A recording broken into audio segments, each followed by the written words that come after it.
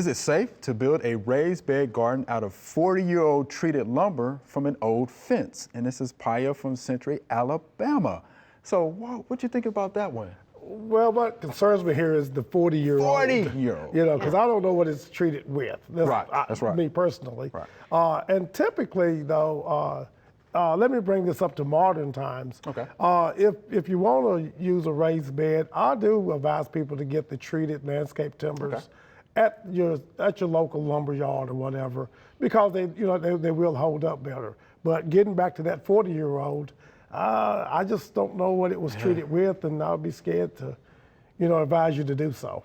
I would definitely agree with that. And if you use the new treated wood, for the most part, if you look on the label, and I actually saw this recently, it will say treated for ground contact.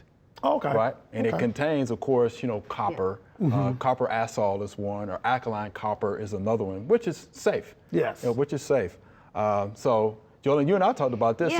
So what's the difference between, if we want to do that in a, plant our vegetables in that raised bed as opposed to flower beds? Right. Now, if you want to use the 40-year-old wood to make a raised bed for flowers, that would be fine. But if you're going to be putting it for vegetables where you're going to be eating it, no. Yeah. Don't do that, because we don't know what it was treated with, and That's we right. want you to be safe. So, and that's why a lot of these pre-made raised gardens are made of cedar Yes. and cypress and slow to things rot. that rot slowly in the ground, and that's why they're made of that. And of course, you can buy alternatives. We did blocks out here at the family plot, and there's metal containers. There's all sorts of things besides wood that you can use for raised beds. But if he's got it and he wants to use it, as long as it's not for vegetables that he's going to eat, can't be for that.